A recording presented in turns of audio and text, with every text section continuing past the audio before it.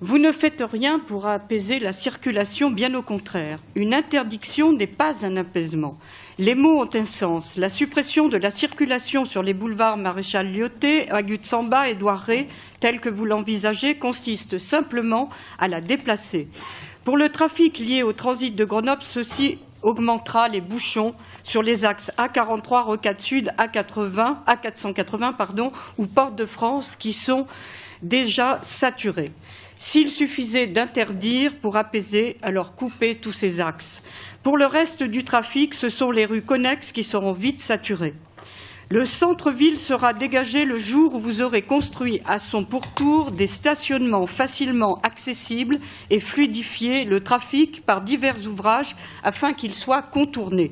Ce n'est pas en plantant un obstacle au milieu de la voie qu'on améliore la circulation. On ne voit jamais le moindre projet chiffré pour augmenter la taille des parkings relais. Quel plan avez-vous pour passer de 2000 places actuelles aux 20 000 places nécessaires? Quel plan avez-vous pour construire un nouvel axe qui permette d'absorber les 15 000 véhicules par jour que vous allez retirer au centre-ville? Aucun. Vous avez pris le problème à l'envers en commençant par interdire au lieu de proposer des solutions.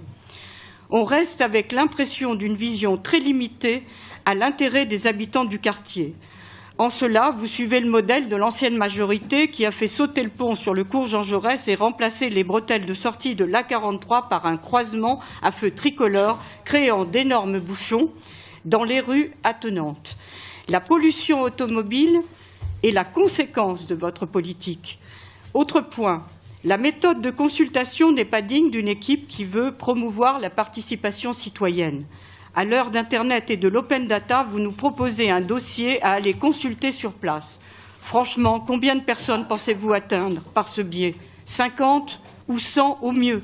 Il faut que la consultation et les commentaires se fassent sur Internet, sur le site de la ville, et qu'elle soit ouverte à tous, y compris à ceux qui transitent par le centre-ville, sans pour autant habiter la commune de Grenoble. Concernant le commerce, votre analyse sur la baisse de fréquentation des commerces est juste sur les faits, mais fausse sur les raisons.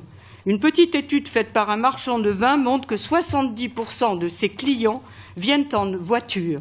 Pensez-vous réellement à les mettre à vélo?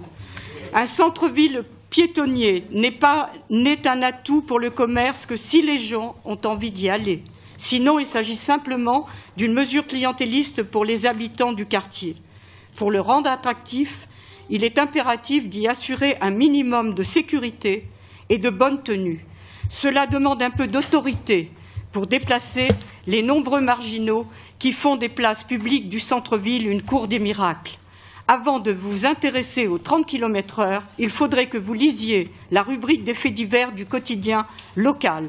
Elle grossit tous les jours et ne donne pas envie d'aller se promener en ville. Bien évidemment, nous voterons contre ce projet. Je vous remercie.